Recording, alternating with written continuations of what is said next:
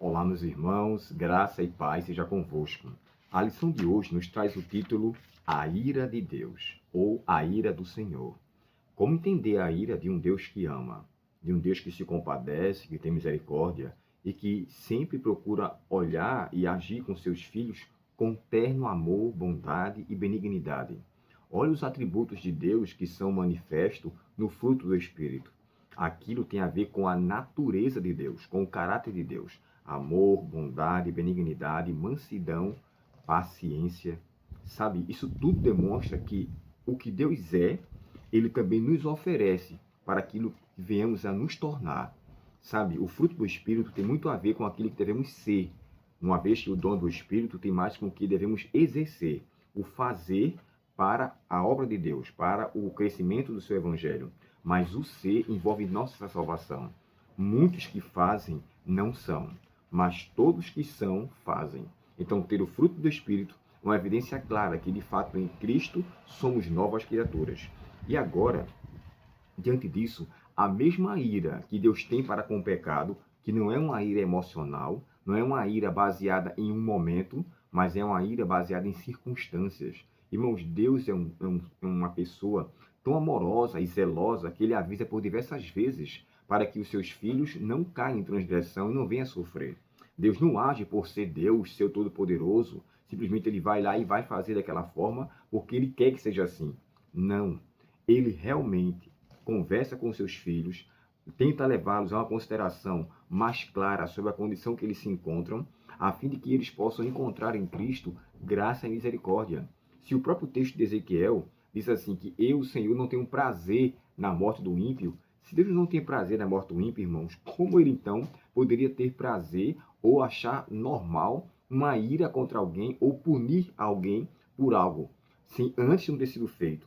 Sabe, o próprio texto bíblico fala assim, ó, certamente o seu Deus não fará coisa alguma, sem antes revelar os seus segredos aos seus servos, os profetas. E nós temos a palavra profética em nossas mãos.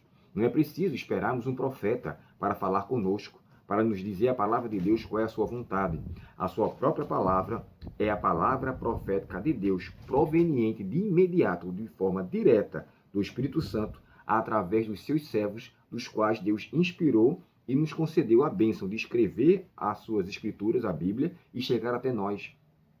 Então, diante disso, nós encontramos que existem vários episódios na Bíblia, irmãos, sobre a ira de Deus. E essa ira, ela não só é justificável, mas ela é recheada de amor. Deus não é amor e justiça. O seu amor é revelado pela justiça. A sua justiça é demonstrada pelo amor. Deus não é uma coisa que é antagônica à outra. Todos os atributos de Deus, eles são unânimes. Deus trabalha em conjunto. Como alguns falam assim, Deus é amor, mas também é justiça.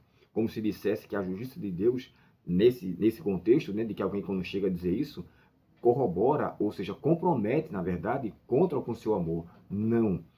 Toda a justiça de Deus é recheada de amor, quer seja punitiva, quer seja para abençoar. Eu que preciso ter maturidade para saber lidar com as reações, com as ações de Deus para com seus filhos. Aqui o autor colocou alguns textos, irmãos, que eu achei muito interessante.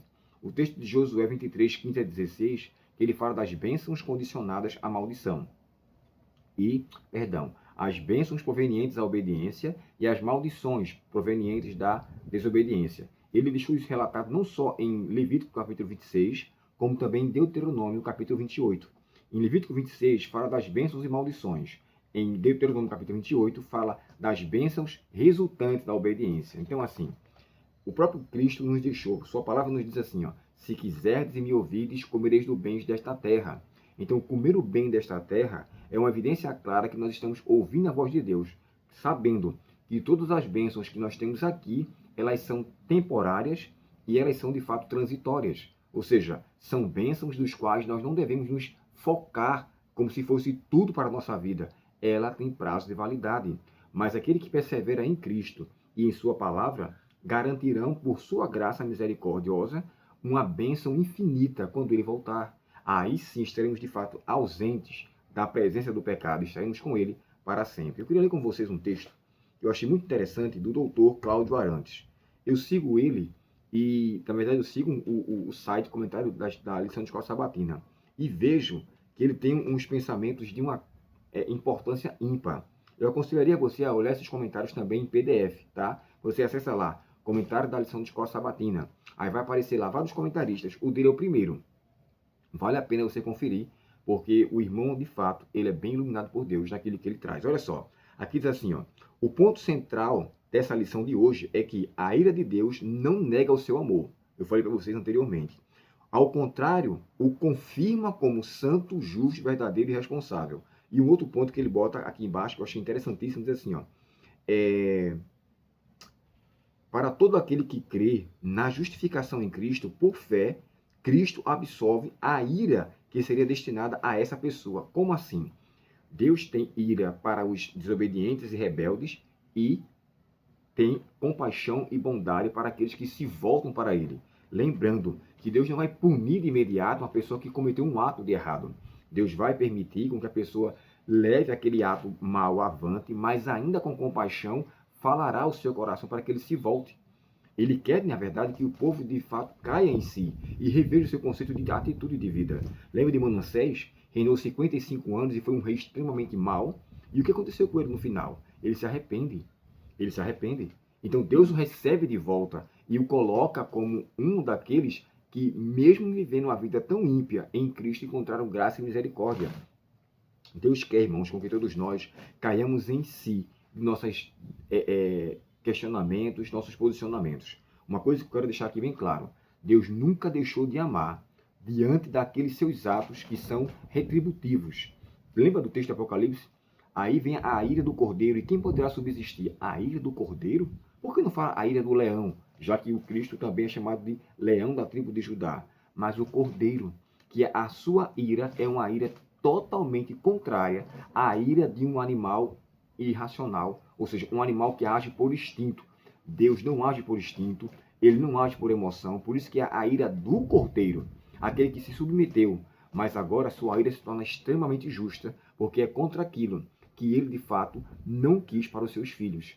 Deus, irmãos, ele ama o pecador, mas ele odeia, abomina o pecado.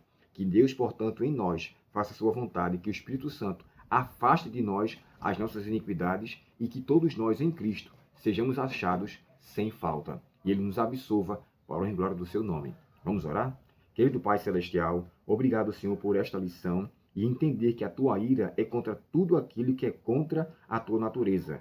Nós devemos, Senhor, nascermos de Cristo todos os dias, para que no Senhor sejamos novas criaturas. Pai, compadece de nossos pecados, Senhor, e nos afasta de nossas vidas, a fim de que, através de um arrependimento, confissão e uma súplica de perdão, o Senhor nos conceda a graça de andarmos em novidade de vida. Muito obrigado, Deus. Muito obrigado pela atuação do Espírito Santo em nossas vidas. Dá-nos um bom restante de dia, Pai. Perdoa as nossas faltas e guarda-nos para o teu reino, em nome de Jesus. Amém. Deus muito te abençoe, tenha um ótimo dia e até o próximo estudo, se Deus quiser. Até logo.